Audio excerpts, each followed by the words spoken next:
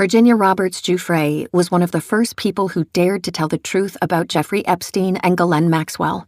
Nobody's Girl, her new memoir, shares Virginia's fight for justice.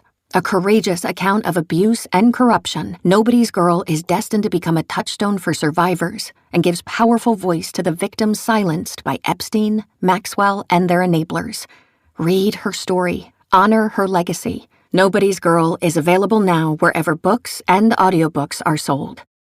Wish you could become a morning person? You know the type, up before the sun, early morning runs, first one to the office with donuts and a smile. How do they do it? Easy. With the new Galaxy Watch 8, sleep tracking and personalized insights from Samsung Health help you improve so you can wake up to a whole new you. One who, dare I say it, skips the snooze? It's possible. Train your sleep with Galaxy Watch 8. Learn more at Samsung.com. Requires compatible Samsung Galaxy phone, Samsung Health app, and Samsung account.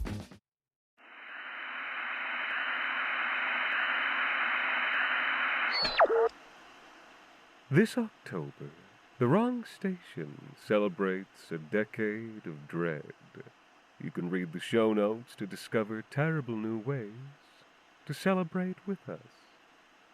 Today's episode, Iceberg House, is written by Alexander Saxton and performed by Anthony Botelho.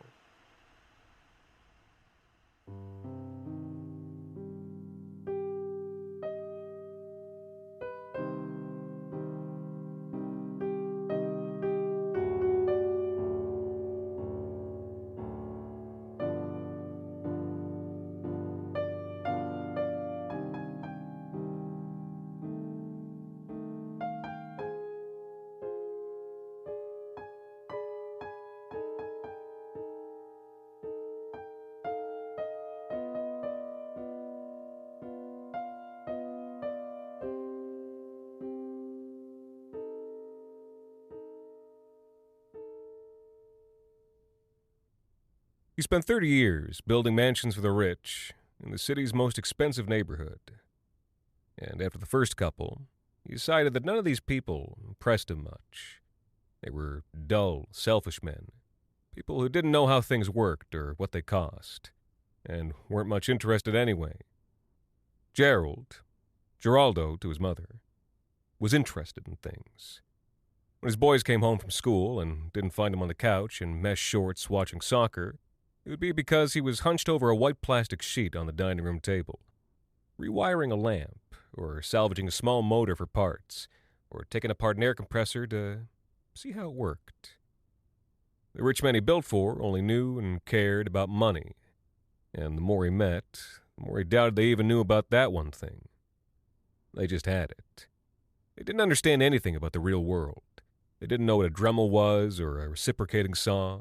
They didn't understand the refrigeration cycle that kept their houses warm or cool. They had no idea what lumber cost or, God forbid, labor. They'd wrinkle up their foreheads when they went over a budget. That's a lot for labor, they'd say, every single time. Because they understood that nails cost a set amount, but you could browbeat the cost of labor down.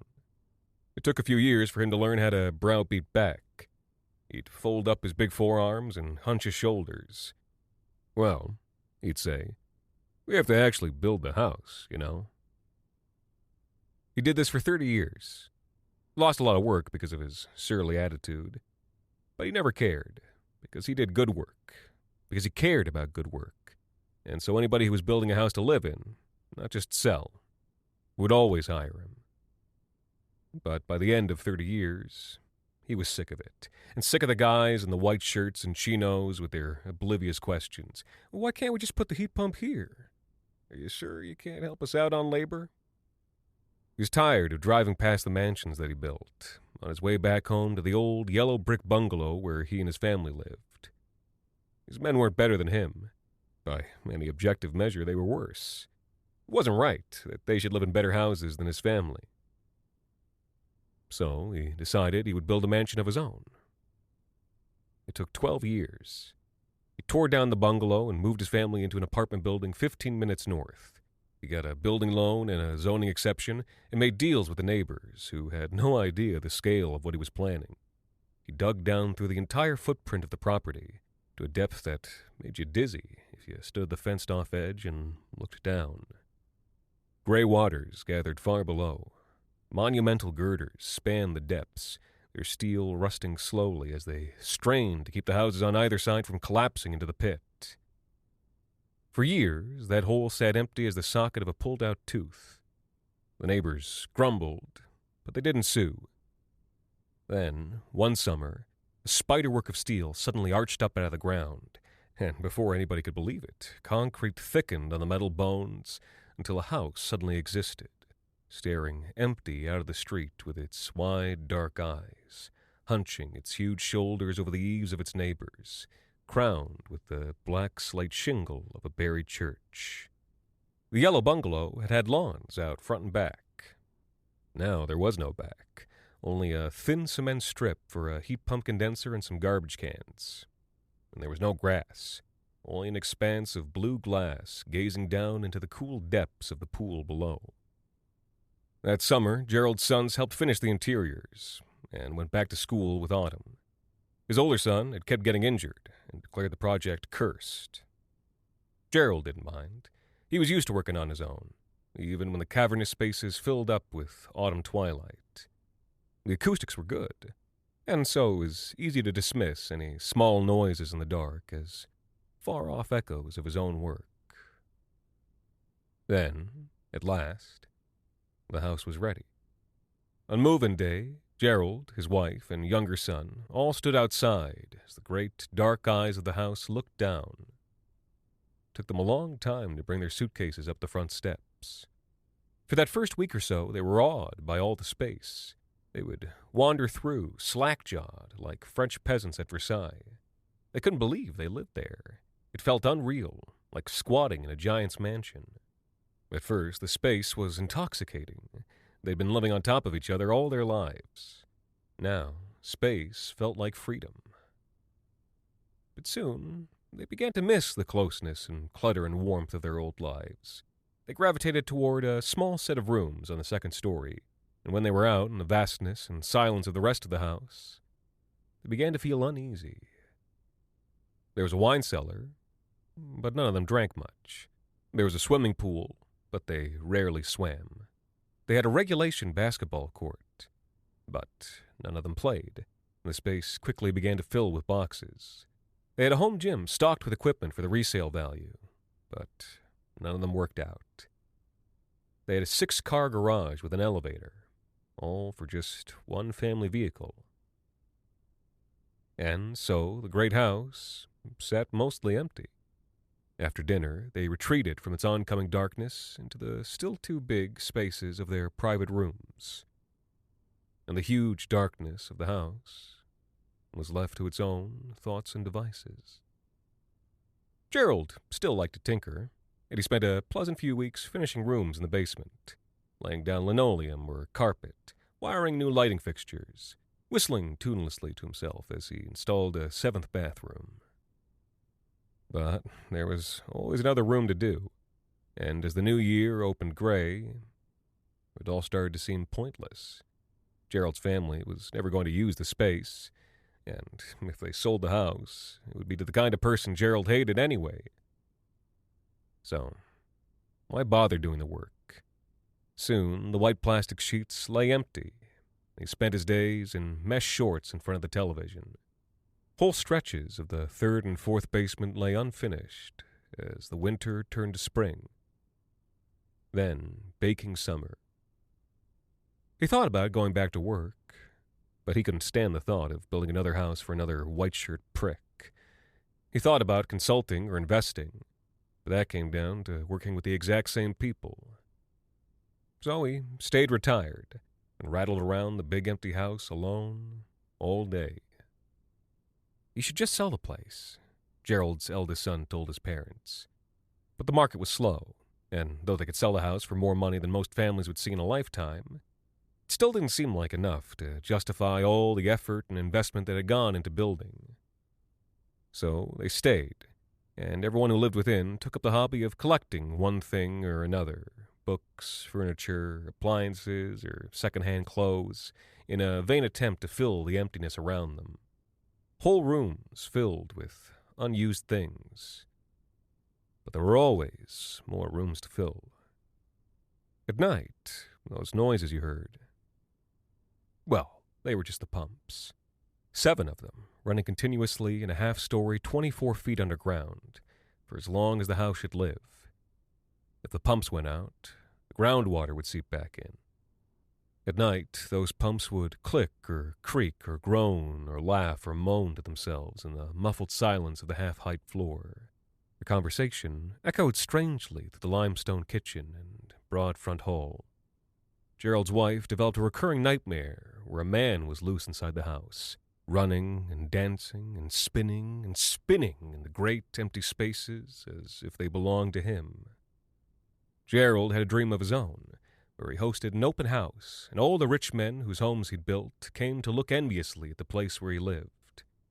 He dreamed that when they came inside, it was just the little bungalow where they'd lived before, and he was ashamed. It was bigger than this, he kept telling them, as they looked around with polite and patronizing expressions. I swear it was bigger than this. It's quite impressive, one of them would say, with his boardroom smile, in its own unassuming way. If Gerald's son was having dreams, he never told them. They never saw him these days. 1 year and a day after they first moved in, a pump went down. And though Gerald had once been the kind of person who'd have been excited to spend an afternoon repairing it, now it seemed like too much of a chore to go all the way down to the dim lower levels, too much of a chore to spend more time working on a house. There were 6 other pumps after all, and then 5 the next year, and then 4. He knew better than this, of course. Each pump that went down put more strain on all the others.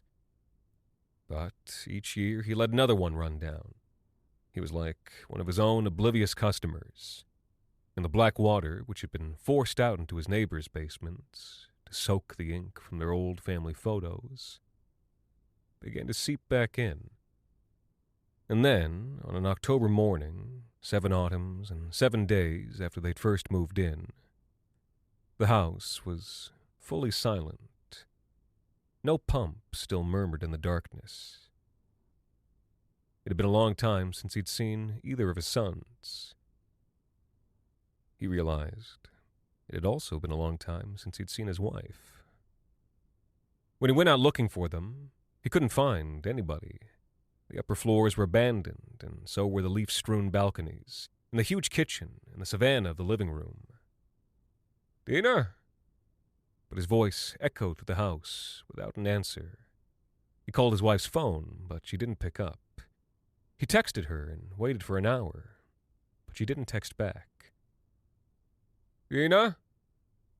He climbed down to the blue humidity of the pool room, but the water was empty and flat, and no clothes lay neatly folded by the pool. He went down deeper, further from the sun, through cellar and garage and gym and the floor of just old stuff, and the silent half-story of the pump rooms. Nobody there. Or there. Or there. He tried to call his sons, but was too far underground for signal now. He went deeper. When he flicked on the lights of the floor that was supposed to be a basketball court, they chunked a light in batches, revealing with their hard white glow the black water which had flooded up to buoy all the old boxes and appliances and who knows what else they had stored down here along the years. He covered his nose and almost gagged, because the smell of the water was rotten and fetid and gleeful. He was worried now, well and truly worried. The bulbs above flickered. They hadn't been changed in many years. Dina? He waded out into the water, half afraid he'd find her floating face down in the sludge. A light bulb blew, and everything went dim as he arrived at the far shore of the flooded court. Dina! He wiped sludge off his feet with the lid of an old cardboard box. There were more rooms beyond, empty spaces of undefined purpose, which had never been used for anything. He went through them, calling, using the flashlight on his cell phone, and then found the stairs down to the next level, a half-flooded sub-basement of unfinished concrete walls and pillars. He waded through that one, too, and then down the next flight of stairs into the second garage, which was empty and miraculously dry, flooded only by the hard white light of fluorescent bulbs. He stopped, overcome by an intrusive thought. Because he felt so alone, he spoke it aloud. God, did I really build all this?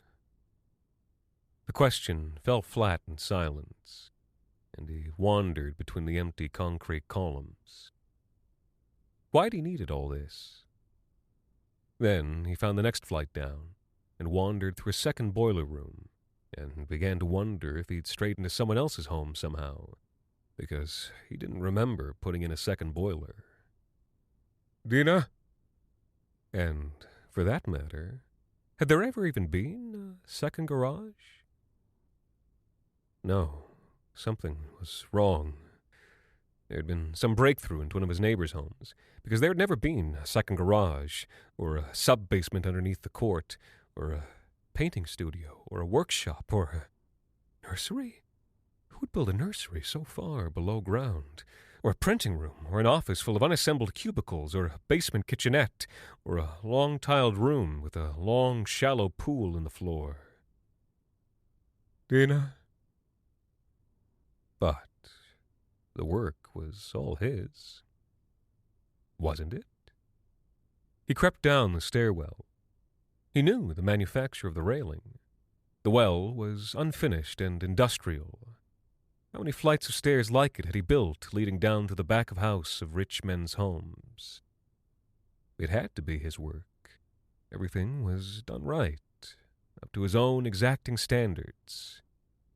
And as he climbed down, he had vague memories of installing this light and polishing this terrazzo floor. Didn't he? And the house just went down, deeper than any of the mansions he'd built for bankers and lawyers and executives. It was all his.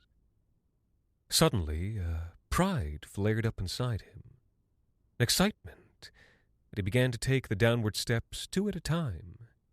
He longed to see what wondrous places, what palaces he'd built himself below.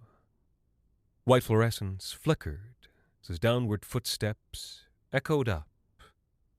The stairs bent back and back and back again. They led a long way down.